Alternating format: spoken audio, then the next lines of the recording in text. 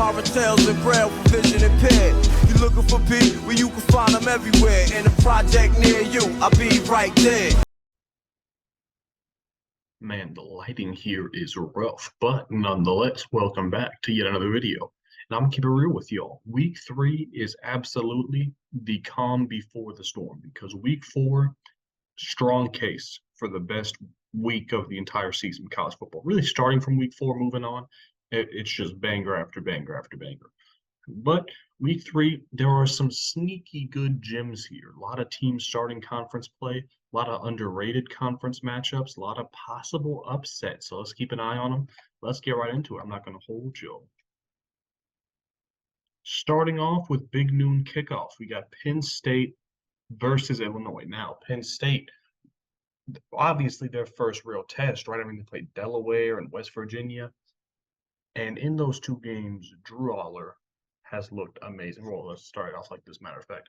Penn State, 14.5-point favorites on the road. Lets you know what they think of Illinois. Certainly would not have been the case last season. Over under around 50. Drew Aller has looked amazing. He has possibly been the story out of the Big Ten, really, that I can think of. I mean, it's because everybody knows how good Penn State can be, and this is possibly the best quarterback they've had. I don't want to say ever, but I mean, since I've been paying attention to college football, what do they have to do to win this game? Well, they had to focus on the run game. They've relied heavily on Aller so far. They haven't really let Kaytron Allen and Nick Singleton. They haven't really let them loose yet. So I want to see that. Keandre Lambert-Smith has been, you wondered who would step up. Would it be Dante Cephas? He hasn't been disappointing, but he hasn't stepped up as what I thought would be a wide receiver one. Keandre Lambert-Smith has been doing that so far. What they need is they've had 7 sacks in 2 games. That can't stop now that you're playing conference play. You need that to translate into a team like Illinois. And looking at Illinois, this is their opportunity. This is their chance. I mean, you drop a game to Kansas. By the way, Kansas football ran the ball down a Big Ten team's throat. Is that more of just Kansas being a good team or Illinois falling off tremendously? I think it's a bit of both. Last year, you'd think of Illinois as one of possibly the best defense in the Big Ten because they were just that good. But then you lose, 3 DBs to the NFL? Who knows how many other players? You lose your best, offensive player, lose your quarterback. I mean, they lost a lot to the NFL, and this is it. Their backs are against the wall, and this is their chance to turn their season around. And then Luke Altmaier leads the team in rushing and passing. He's going to have a lot on his plate against Penn State. Quite frankly, he needs to have, I wouldn't say the game of his life, but pretty close to it for them to stay in this game. Even though they are at home, you will have that advantage here. But defensively, they need CPR, man. It has not been the same Illinois defense that I saw last season. And of course, when you lose that many guys, Jazar Newton needs to have a big game. They need to make Drew Aller uncomfortable because he's been comfortable so far and he's been dealing no issue whatsoever. So they need to make it difficult on him, not let him just sit in a clean pocket and bomb him away all day. Next up, we got Kansas State at Missouri. Probably my favorite game of the week. This is where Josh Pate's going for his weekly tour. Kansas State, only 3.5-point favorites. They are on the road. It is in Missouri. That over-under is way too low in my opinion. I think it's going to be way over 50. Looking at Kansas State first. Higher ranked team. They're number 15 or something like that, I think. Do I have rankings? Yeah, I don't have rankings in here. They just beat up Troy. By the way, Troy, I believe, was on an 11-game win streak. So that's not a win you just look over as some random out-of-conference. No, that was one of the harder out-of-conference opponents a team has played so far. And Kansas State put the beats on him. Will Howard, he has looked very good. Not just okay, not just solid. He's looked very, very good. This is his chance, though, against real top-level. This is not, this isn't even the worst team in the SEC. This isn't Vandy, okay? This isn't, South Carolina even. I think Missouri is very underrated, and Kansas State has a multitude of ways that they can beat them. They have look at just Will Howard, almost 600 total yards, 8 touchdowns. They have a tandem at running back. DJ Giddens and Trayshawn Ward coming over from Florida State. You think, well, they lost Deuce Vaughn, so their run game must have just fallen off a cliff. No, this is not a Texas type situation, albeit Texas lost both their running backs. But Kansas State, they lost their star, but they're still able to run the ball extremely effectively. And they have a litany of receivers: Phillip Brooks, Garcia, Senat, the tight end. 4 guys over 100 yards in just 2 games. And then Khalid Duke, I believe he was an inside guy who made the move to edge, and he has 3 sacks in just 2 games, 8 sacks as a team. This Kansas State team, there's a reason I highlighted them before the season even started. The defending Big 12 champs that nobody's really paying attention to, if they walked into Missouri and really handed it to them, if they won by double digits, I don't think they will, but if they were to win by double digits, they should get a lot of heads turning to Kansas State. Looking at Missouri, though, this is a very interesting team. Brady Cook, the quarterback, nearly 400 yards and 5 touchdowns. They have a running back and a receiver, each over 200 yards already. They might be one of the only teams in the country that have that. Cody Schrader, running back, 222 yards already. And then Luther Burden III. He's not just a number one. He's an SEC number one. He's a guy who, if you ask people who's the best receiver in the conference, there's probably not a lot of names you say before you think of Luther Burden. He has 213 yards on the season already. Defensively, they got 6 sacks in just 2 games. This is the thing. If you're Missouri, this is obviously the toughest opponent you've played so far. The next 2 opponents, not easy either, Memphis and Vanderbilt. But if Missouri were to pull this off, we could very easily be looking at a 5-0 Missouri by the time I think it's Georgia they would play then. Missouri, this is their chance, man. This is their chance to knock off a ranked opponent. It's not a heavily favored, game against them. They're at home. This is it, man. This is when, rubber has to meet the road. They got to step up and pull off a massive win. What would be a massive win for them. Next up, we got Minnesota at UNC. Now, UNC's 8-point favorites at home. Over under here is 50. I don't know if I would have it that high.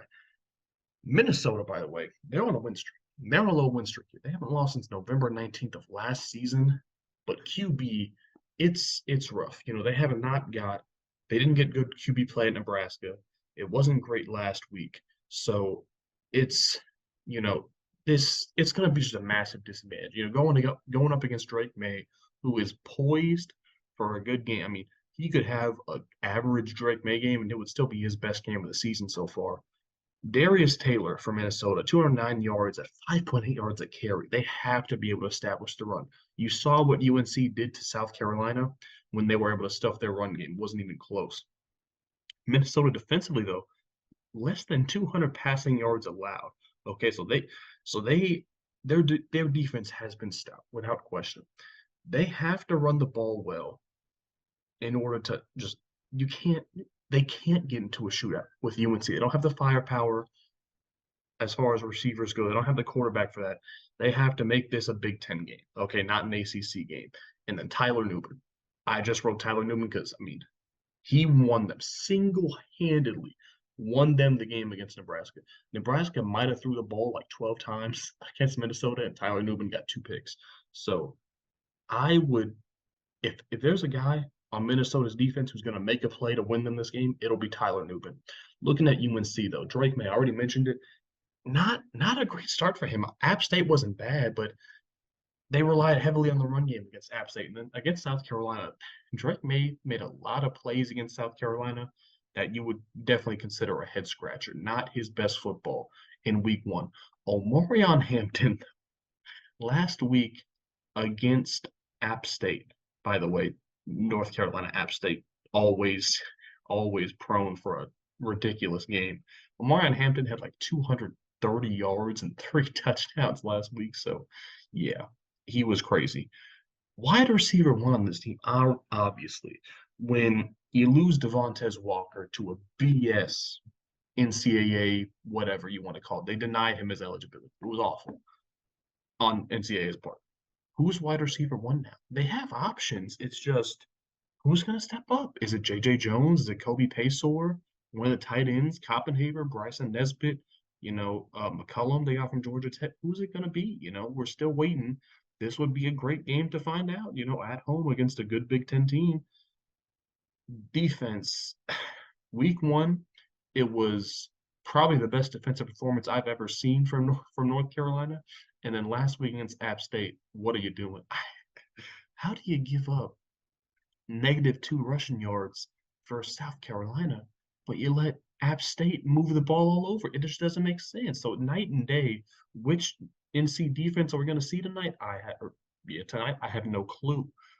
And then what plays that? Do they go with the App State? Do they try and run it on Minnesota's defense? Do they try and air it out and test guys like Tyler Newman? It's not, it's kind of picking the best of two evils there. They're going to have to get their plays and not very easily whatsoever. So UNC -8. I don't know if I trust that. I do think UNC is going to win this one. For a record, let me just go ahead and say, uh, I do think Penn State's going to win against Illinois by double digits, and I do think uh, Kansas State will win close at Missouri. This game I have UNC, but not by 8 points. I think this will certainly be a one-possession game, maybe even like a 3 or a 4 point game in UNC's favor. Moving on, South Carolina at Georgia. Now, why do I have a game on here where the favorite is 27.5 points? Let me tell you why. This is Georgia's not just first test, but first test where they have to perform on all levels of the field here because, look, Georgia has not lost. That's not a typo. They have not lost since 2021, okay? Carson Beck has looked good, point blank. I know Georgia fans who are upset with how their offense has looked so far. I call those people stupid. You just what are you supposed to do? It's just because it's not dominant, which you could almost say it's been dominant. Just because it's not dominant does not mean they haven't been good offensively. They have a ton of injuries. At running back, you couldn't even name some of the guys they've been rolling out there because it's not who they're supposed to start the season with. Where's DeJuan Edwards? Kendall Milton hasn't been great so far. So they got to figure out how to run the football. I think they had like less than 100 yards last week against what was it, UT Martin or something? That's unacceptable. Receiver is a very strong position for them. One of the best receiving cores in the country, if we're being honest. So it's very easy for Carson Beck. Which one is going to step up, though? We're starting SEC play. Okay, the first 2 games were warm-up games. Let's call it what it is. Who's the real wide receiver one on this team? We know who Brock Bowers is, of course. You got to shut down South Carolina run game. We saw what UNC did when they did not let South Carolina run the ball. You got to do that. If UNC can do it, there's no excuses for Georgia. And they got to get after Spencer Rattler. Again, Georgia's defense has been very good, not great so far. We have to see what we're accustomed to seeing from Georgia if they're going to handle this game. Like people are just assuming they will. For South Carolina, Rattler has been great. I am not a big Spencer Rattler fan, but seeing what he's done so far this season without very much help from the O-line or the run game has been very impressive. How bad is the O-line? Man, if they let what was one of the worst defenses in college football last season, if they let UNC do that to them, I don't want to imagine what Georgia's going to do to them. That's why this line is what it is, right? It is very easy to just say UNC bullied South Carolina. Dear God, Georgia's going to slaughter them. I understand that. But Juice Wells, is he healthy this week? Because if he is, Juice Wells and Xavier Leggett's like top 3 in the Power 5 receiving yards, by the way. If they are together and they're healthy, that is dangerous for anybody to stop. I don't care if it's Georgia. I don't care if it's whoever. That's not going to be easy. You got to make Georgia throw the ball here because we've seen Georgia's run game be shaky so far. If you can keep that a constant, I'm not saying Carson Beck can't make a mistake. Obviously, he can. With his 3rd start of the year, force him to make some tough throws. And this is their best chance, right? Their best chance of a major upset. If you lose this game, you're 1-2 on the year, and all the momentum is out of this program. If you win, though, I don't even want to talk about if they win, but I do have Georgia here by double digits at home. LSU at Mississippi State. This is one of my favorite. This is one of my, maybe outside Kansas State, Missouri. This is probably my favorite game of the week. LSU 9.5 point favorites. I would not, for the life of me, take LSU at 9.5. That is way too on the road against Mississippi State. Man, that is, I don't know what people. Yeah, LSU dominated Grambling last week. Who cares? This is Mississippi State at home. 9.5 is way too high. I'm thinking more 3.5 or 4 would be, better. For LSU, which Jaden Daniels are we going to see? Week 1, he was erratic. He was uncomfortable. Week 2, he absolutely fucking dominated. So who are we going to see here in SEC play? Logan Diggs, I was wondering where he was in week 1. I didn't see him out there. I guess he was hurt or some shit. I don't know.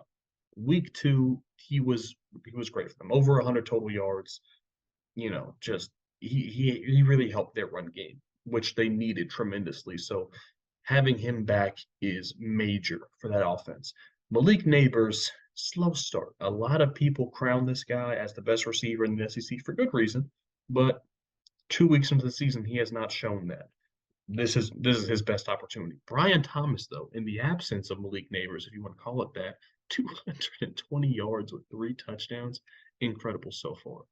And for the LSU secondary, I mean, is this going to be more of the same? Are they going to get torched again by a good passing offense?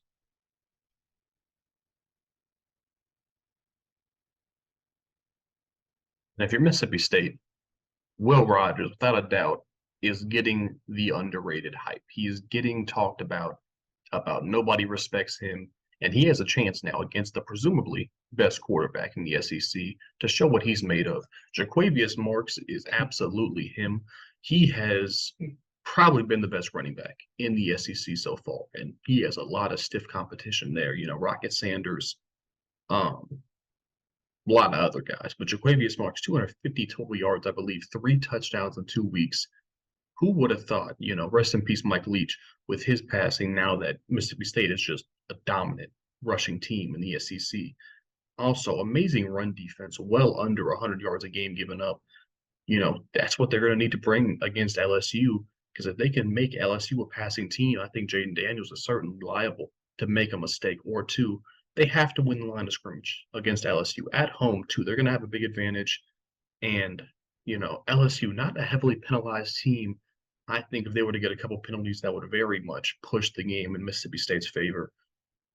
Mississippi State also on a 5-game win streak, might I add, taking that into this game. And they got to win the turnover battle. Will Rogers, I don't believe he's turned the ball over yet. We need to see more of the same as far as that's concerned. LSU, they've been sloppy with the ball, to say the least. 9.5 for LSU on the road. I do not think they've put enough on film so far this year to warrant that much. I mean, if you bet the over, you're saying LSU is going to win by double digits. So I don't see that whatsoever. Big upset watch for Mississippi State at home against LSU. But I do still have LSU close, though. Washington at Michigan State. This is a big one. Obviously, Michigan State went up to Washington last season. That game did not go well for them. Kind of the start of their downfall last season with that loss. Obviously, the elephant in the room for Michigan State, their head coach suspended for a bunch of allegations. We'll see what happens with that. Interim head coach in the meantime. Only 2 outcomes here. The team rallies behind this, and they just have a whole ton of extra motivation for this game, or they absolutely crumble against an extremely talented Washington team. I tend to believe the latter. I do think Washington is going to steamroll Michigan State at home. With that being said, 16.5-point favorites. This Michigan State team, this is not last year's Michigan State team. Last year's Michigan State team, they just lost too much. They lost too much, and not only that, their secondary, their mistakes from their magical 10-plus win season, they got exposed and magnified last season, and they got battered by everybody they played. Taking a look at Washington, they have to test MSU's secondary early and often. This secondary was straight buns last season, and Washington has to see if we're gonna, if we're gonna see more of the same from Michigan State. Keep wide receivers active in the run game. That's what I've loved that Washington has done so far. Obviously, you lose Tyler Papa to the NFL. You lose Cameron Davis before the season even starts with a season-ending injury. So what do? You're down 2 running backs. You get your 3 star NFL caliber receivers. Get them all active in the run game. Jalen Polk, Jalen McMillan, and Rome Odunze all have a rushing touchdown this year already. Keep that going. No reason to stop that after the first 2 games. And again, you got those 3 receivers. Michigan State, they can't cover everybody.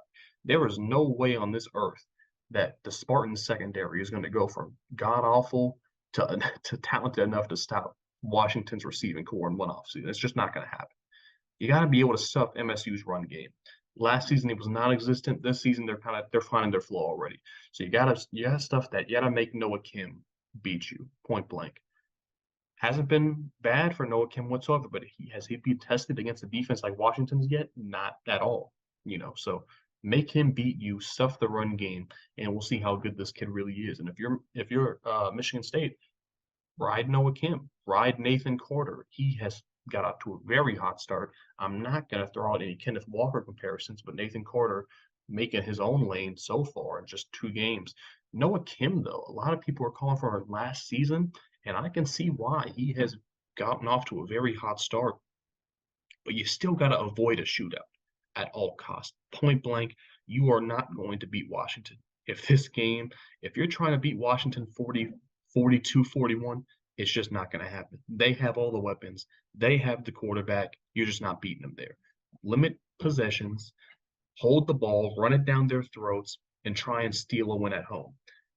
Can they continue their dominant pass rush? 10 sacks so far this season. They need all of that and then some if you're going to beat Washington. Sit Michael Penix down. Don't give him time to find his star receivers deep. Make this game muddy. Make this game dirty. Is MSU still the worst secondary in FBS? We are going to find out. Washington is going to test them. They have to hold up. You're not going to stop them, but just try and slow them down. And can they force some turnovers? If you know you're going to get picked on through the air, hey, tip the ball up, try and get a pick or 2. That would help tremendously. But everything would have to go right for the Spartans to take this game. I just don't see it. I have Washington, not by 16.5, but I have Washington by 10, 11, maybe 12. Moving on, we got Tennessee at Florida. A lot of people highlighting this game. Now, you would think Florida, the bottom of the barrel in the SEC West, along with Vanderbilt now, lost a horrible Week 1 game to Utah, so everybody's writing them off, right? Not at all. The Swamp is not an easy place to play, no matter who you are. And this Tennessee team, this is not last year's Tennessee. If this is last year's Tennessee, this line is probably 16 instead of 6, but it's not last year's Tennessee team. Joe Milton has not looked great, and I don't know how much of that to put on Joe Milton and how much of that to put on him just not having enough chemistry with his receiving core yet, because, how aggressive is he going to be in this game? They have not opened up the offense yet. They've played it pretty conservative against Virginia and was it Austin Peay? So, and you don't have to air it out when you can just run for 250 yards every game. But are you going to be able to do that to Florida in the Swamp? To be determined. Because if you can, there's no reason to air it out. You can play as conservatively as you want because you can get whatever you want. But does a receiver step up? And if so, who is it? Is it Brew McCoy? Is it Ramel Keaton? Possibly Squirrel White? They need somebody at this point in the season. The warm-up games are out of here. This is conference play on the road. You need somebody to really step up here. But if you're Tennessee looking at defensively, 87 rush yards allowed per game. How did Utah dominate Florida? They didn't let them establish the run whatsoever. They made Florida try and convert third and long, and they couldn't do it. So shut down Florida's run, make them pass third and long often, and you got a pretty good chance to win. Force a Graham Mertz turnover. Defensively, yeah, you can probably try and hold up if you stuff the run. But getting a turnover, setting your offense up, this offense needs confidence. If Joe Milton comes out and they struggle on the first possession or 2, that is not a situation you want to find yourself in. So try and get this offense an easy touchdown, easy field goal, and get them some confidence going. If you're Florida, would you believe me preseason if I told you Graham Mertz has over 100 more yards than Joe Milton on less passing attempts? Who would have thought? But that's the case. I mean, Tennessee has not been aggressive whatsoever with their passing game. Can Florida run against Tennessee? Just an absolute tale of 2 games before here. Week 1 against Utah, nothing going in the run game. Week 2, they had like 350 rushing yards, I think. So which run game are they going to bring against Tennessee? You're at home. Home team usually is able to run the ball more effectively because you're able to limit penalties. By the way, avoiding penalties, probably the main thing if you're Florida. They had a penalty Week 1 Utah on special teams. 2 guys were wearing the same jersey. How do 2 guys wear the same jersey in Division I football? I will never understand. But those are the type of penalties Florida was getting Week 1. You just have to limit them because you're not going to beat Tennessee if you beat yourself. You have to limit mistakes, have to limit turnovers. And how improved is the Tennessee secondary? If they're committed to passing the ball, if they can't get their run game going, they have to. Their wide receivers, Ricky Pearsall, they have to win against Tennessee's secondary. That's the only shot you got. So I do have Tennessee, maybe more than 6, honestly. I probably got Tennessee by 8 or 9 in the swamp, but Florida, I do think they're going to shock a couple people. I think a lot of people are expecting Tennessee to just roll them. That's not what I see in this game. BYU at Arkansas. This is a sleeper. Nobody's talking about this game. Arkansas is favored by 8. How close is this going to be? Well, if you're looking at Arkansas, KJ Jefferson, this is his chance. I think a lot of people are going to have their eyes kind of halfway on this game. But if KJ Jefferson shows out, I think that's going to turn a lot of heads. Everybody has kind of already made their, what's it called? They've kind of wrote their story about KJ Jefferson. Most people think he's good, not great. He's not an NFL guy, but he's a solid quarterback. This is his chance. This is his chance to prove a lot of people wrong. Is Rocket Sanders healthy? I have no clue. I probably should have looked that up before making this, but he didn't play last game. They need him. Quite frankly, they need him because he's one of the best running backs in college football. You're playing your toughest opponent yet. You'd love to have that guy on the field. Can they bomb BYU deep? They lost their top 2 receivers to the NFL. So what do they have left? This is their first chance. BYU's defense has been stout. It is not, it's not the average Big 12 defense. You gotta be able to test them deep though. If you're Arkansas, 45 rushing yards allowed per game. How do you do that at the FBS level? I have no clue, but that's what they've done so far. Making Keaton Slovis beat you through the air and eliminating BYU's run game, that'll go a long ways. You need a couple takeaways. Keaton Slovis, he's not gonna play, mistake-free football. He's gonna give you a couple chances. You have to take advantage of that. And if you're BYU, you're on a 6-game win streak here, so you got a lot of momentum rolling into this game. Keaton Slovis so far has been good, point blank. Week 1, not so much, but week 2, he was out there dealing. BYU, they struggle to run the football. I think that's a fair assessment. And when you struggle to run the football against a team who gives up 45 yards a game, that's a recipe for disaster. I do not see a scenario here where BYU runs for 200 yards this game. So they're pretty predictable as far as how they're going to play for this game. And if Arkansas figures that out, you're going to be in some trouble.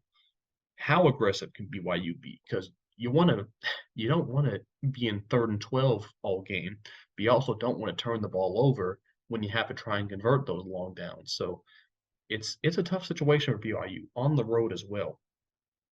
And how are you going to stuff Arkansas's run game, especially if Rocket Sanders plays? How are you going to stuff their run game at home? You're not. I don't care how good BYU's defense looks in their first 2 games. You're not going to eliminate Arkansas's run game. It's their identity. It's who they are.